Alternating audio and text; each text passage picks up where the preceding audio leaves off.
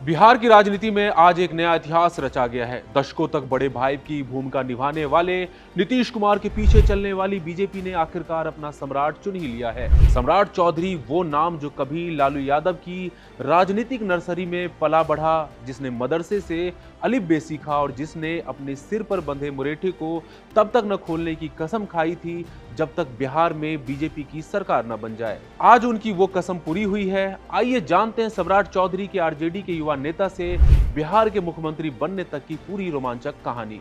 नमस्कार, मैं हूं आदित्य। इंडिया.com में आपका स्वागत है। सम्राट चौधरी के मुख्यमंत्री बनने की खबर के साथ ही उनके बचपन की एक दिलचस्प कहानी चर्चा में है। मुंगेर के लखनपुर गांव में रहने वाले सम्राट का बचपन आम बच्चों जैसा ही था। उस वक्त गांव में शिक्षा का एकमात्र जरिया एक मदरसा हुआ करता था।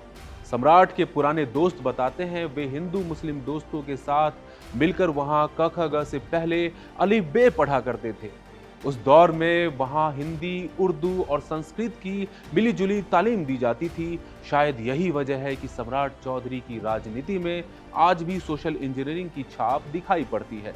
सम्राट चौधरी को राजनीति विरासत में मिली। उनके पिता शकुनी चौधरी बिहार की सियासत के दिग्गज खिलाड़ी रहे हैं। सम्राट ने अपना असली राजनीतिक ककहरा लालू प्रसाद यादव के साथ सीखा। उनकी पहचान राजद में उस समय एक मजबूत युवा नेता की थी।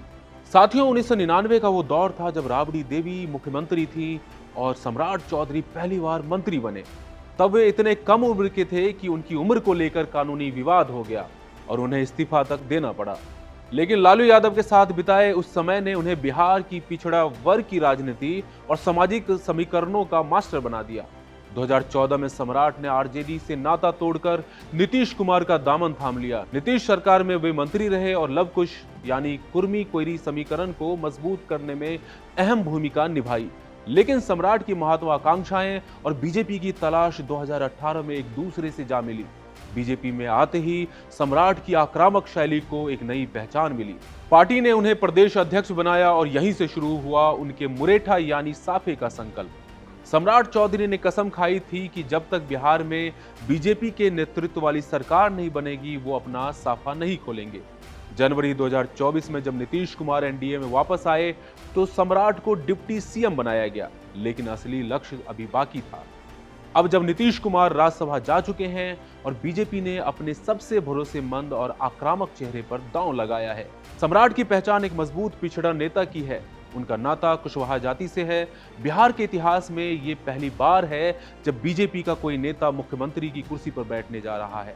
दिलचस्प बात यह है कि अब जेडीयू के दिग्गज नेता विजेंद्र चौधरी और विजय चौधरी उनके डिप्टी सीएम के तौर पर काम करेंगे। सम्राट चौधरी का मुख्यमंत्री बनना बिहार में एक बड़े शक्ति परिवर्तन का संकेत है।